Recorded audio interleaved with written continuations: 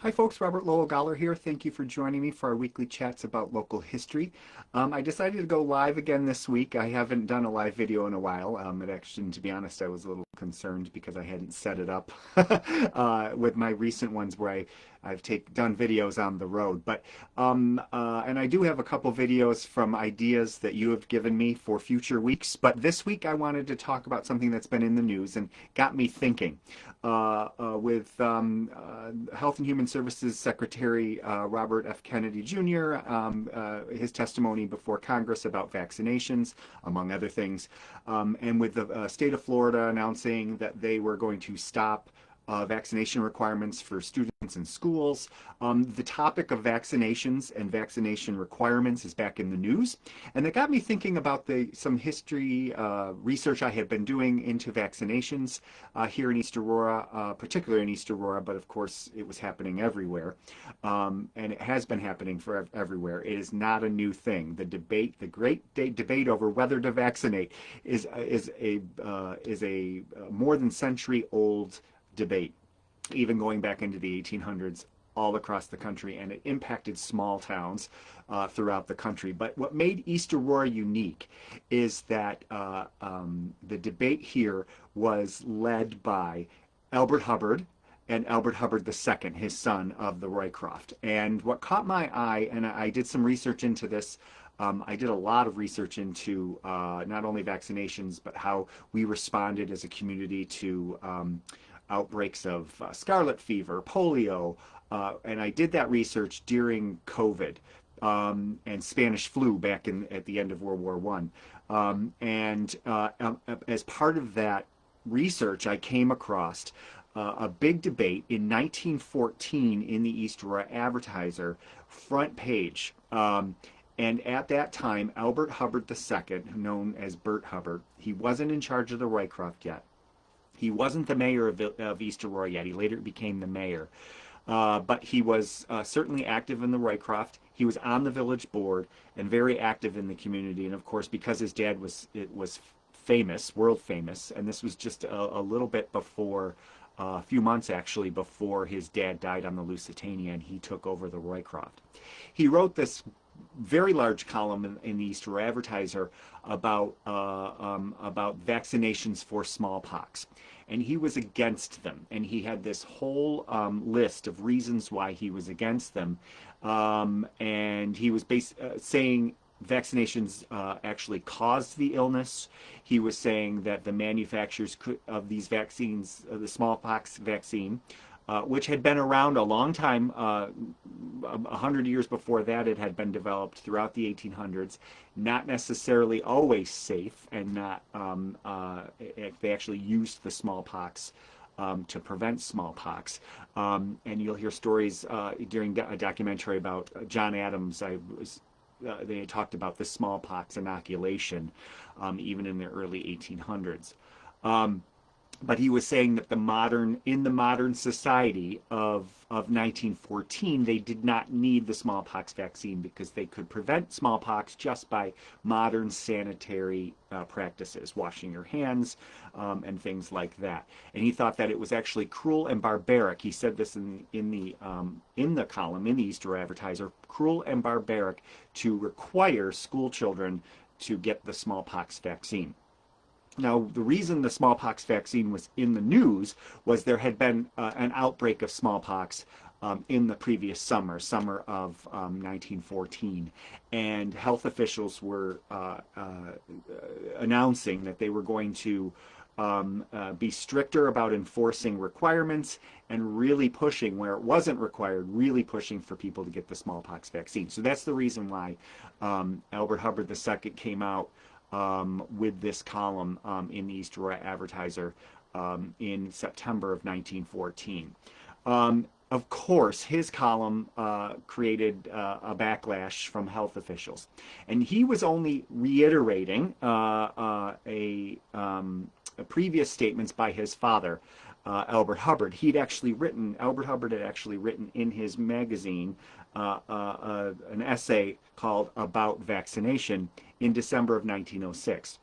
And the reason why this is important, it wasn't just some person from East Aurora writing a column in the East Aurora Advertiser. Him writing in his magazines, remember, Albert Hubbard was really famous and had a huge following in his magazines. So for Albert Hubbard the first to be writing about vaccination was a big deal. And he had a following. So what he would be saying would have been followed by quite a few people, or people would have been perhaps more convinced because it was coming from Albert Hubbard, who had a huge following at the time that he was writing about this in December of 1906, and Burt was writing about it in 1914, issuing the same arguments against the smallpox vaccine. Now, of course, health officials came out, and they actually, the next week, there was some resident who had written a counter to his opinion, and this debate went back and forth. And actually, one of the major things that Albert Hubbard II, Burt was challenged on, was that he was basically saying, well, we've done a good job keeping smallpox away without having to have the vaccine, and that wasn't actually true. East Aurora had several smallpox incidents.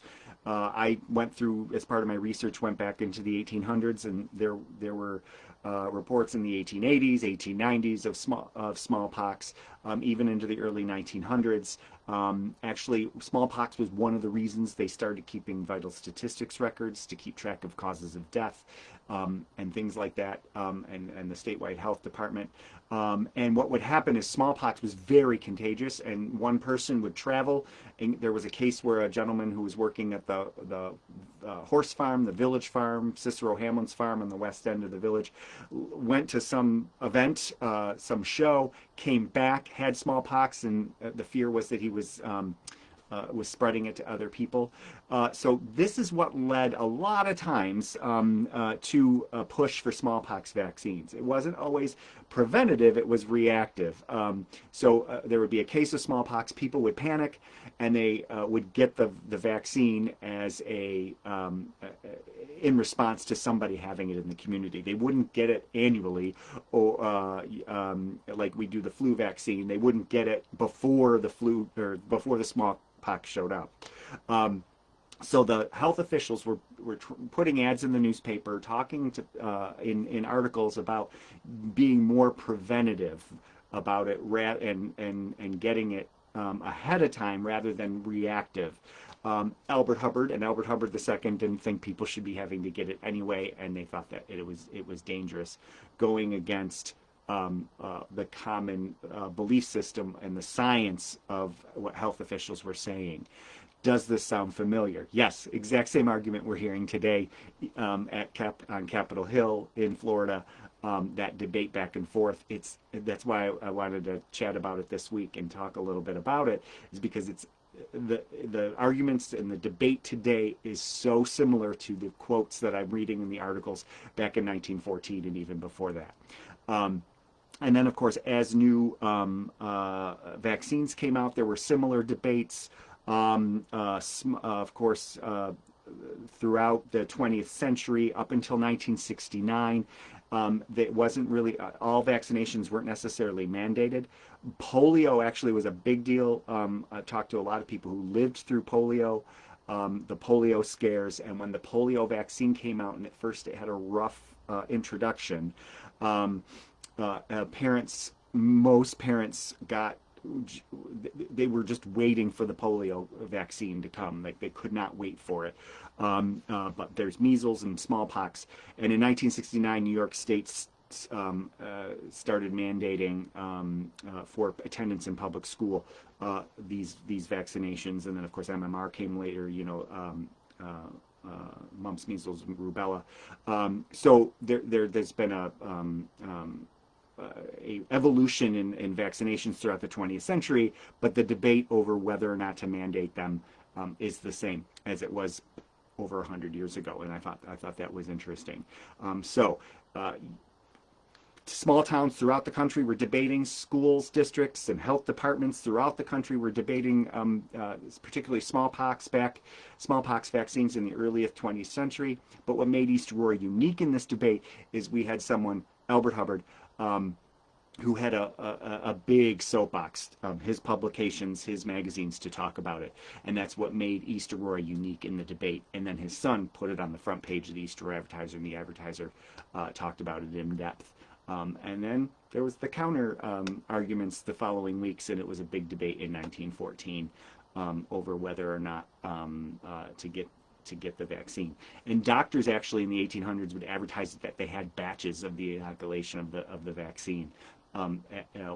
Especially after there were cases found out in the community and people were scared, so it wasn't necessarily mandated, but a lot of people wanted to get it as a precaution. But it usually, like I said, was reactive rather than preventative. People wanted to did it when, and sometimes it would be too late when the disease actually arrived, rather than planning ahead. So. Again, thank you for joining me for our weekly chats about local history. I'll be talking a lot more in the near future about my upcoming book. I'm finalizing it right now, actually, Senate. And so I'll have some more announcements coming up and some videos that talk about some of the things I'm talking about in the book. Again, I am Robert Lowell Goller. I am the Town and Village Historian, but these videos, my research, my books are not officially connected to my duties as Town and Village Historian. As always, thank you for joining me. Thank you for putting comments and sending ideas. Either put them in the comment section or send me a private message. I get most of my ideas from conversations I have with you all. So again, thank you for keeping history alive. We'll see you next time. Take care.